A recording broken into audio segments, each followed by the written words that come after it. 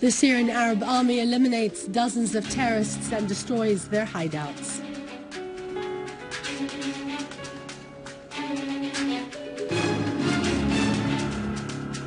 Iraqi forces regain control of new areas and ISIL terrorists suffer heavy losses.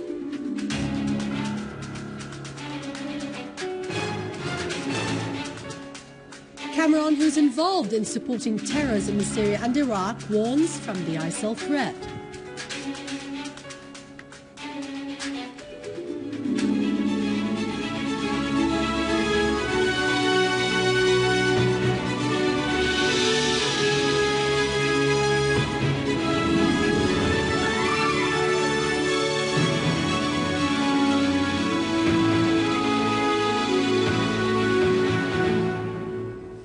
Good afternoon. Welcome to our news bulletin. I'm Dania Nizam. The Defense Minister General Fahad Jassim Al-Freish paid today a field visit to al-Mleiha in eastern Ghouta of Damascus countryside to inspect the condition of the Syrian Arab army units that have restored security and stability to the area. The Defense Minister was briefed by the battlefield leaders on the military operations which were carried out by the Syrian Arab Army soldiers in the city and the surrounding farms. General Al-Freish praised the high morale of the Syrian Arab Army soldiers who are doing their sacred duty of defending the homeland, asserting that their recent achievement of restoring security to al-Mleiha is an important step to eliminate the remaining hotbeds of terrorism in eastern Ghouta. The Defense Minister conveyed President Bashar al-Assad's greetings and love to the heroes of the Syrian Arab Army and his pride in their sacrifices that have been made to liberate Syria from the terrorists who are linked to the external enemy. General Freish said that this victory is part of a series of victories achieved by armed forces, asserting that the Syrian Arab Army is persisting in the fight against terrorism in order to restore security and stability to all parts of the country. In cooperation between the Syrian Arab Red Crescent and Idlib's province, a 10-truck convoy of humanitarian aid loaded with food and medical stuff has reached Harim town in Idlib countryside to address the needs of the needy families in Harim, those living in the camps close to the border with Turkey. It is to be noted that the Syrian government has paid 70% of the costs of these humanitarian aids, whereas the international organization paid 30%.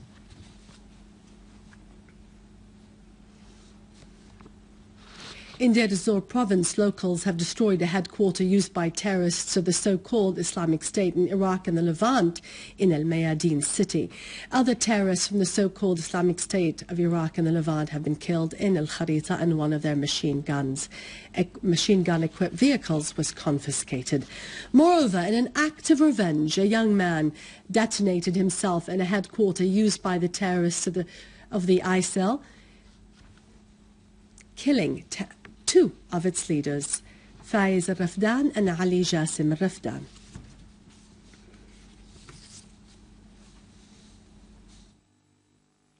In Homs countryside, Syrian Arab Army units have foiled an attempt by terrorists to infiltrate from Burjqa to Ahrash Kafarnan, killing or wounding many of them.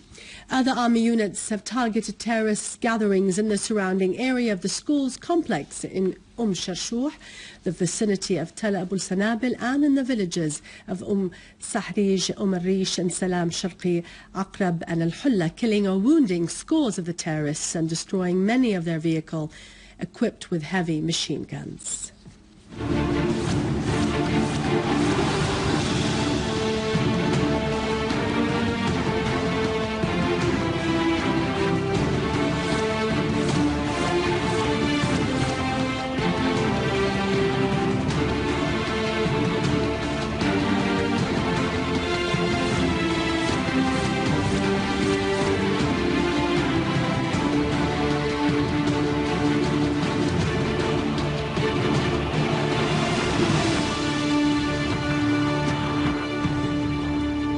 Iraqi Ministry of Defense has said that it controlled the areas of the so-called Baghdad Belt and the 17th Brigade, adding that the Iraqi forces killed 116 terrorists, among them Shawah Mahmoud al-Hafyan, nicknamed Abu Anas Al-Jolani, who was one of the prominent aides of Abu Bakr al-Baghdadi. An Iraqi military source has indicated that the Iraqi forces were marching forward towards Mosul city and liberating more regions on its way.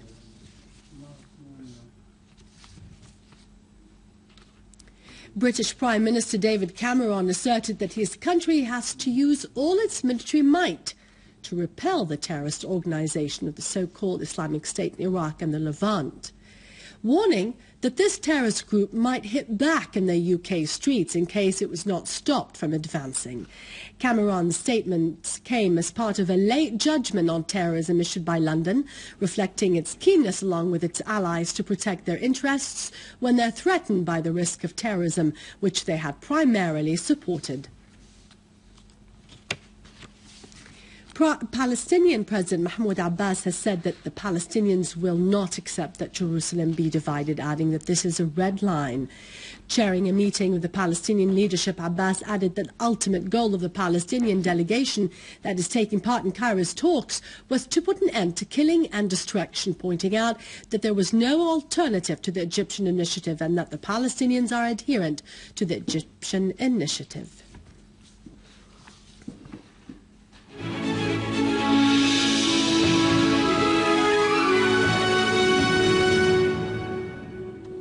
For the 6th time in a row, the National Centre for Distinguished Students is preparing to open its doors in front of the outstanding students in Syria.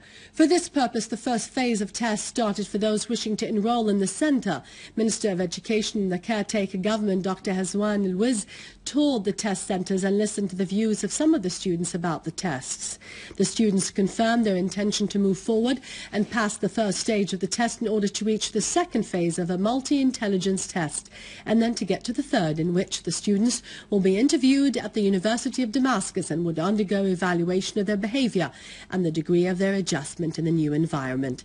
The National Centre for Outstanding Students, which was founded in 2008 under legislative decree, is a further evidence of the government's care and support for the outstanding people, preparing them to be beacons of knowledge and science in their country.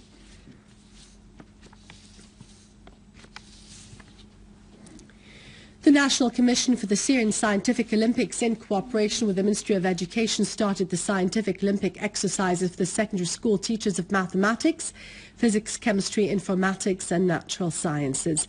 The Syrian teams which have participated in the International Scientific Olympics have garnered several prizes, including 1 silver and 2 bronze medals at the International Olympics for Mathematics and Informatics in Kazakhstan, in addition to a silver medal in the Global Olympics for Informatics, which was held in Taiwan. The Syrian teams have also won a bronze medal in the World Olympics for Chemistry, which was held in Vietnam.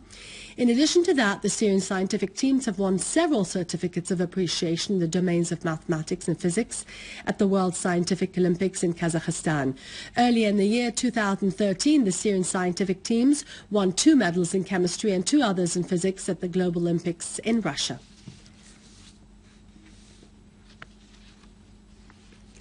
The General Directorate for Development and Protection in the Desert in Palmyra continue its activities in protecting the wildlife and keeping biodiversity and the extinct species, as the Directorate will establish new reserves and gene banks, despite challenges and risks facing the work in the deserts due to the current conditions.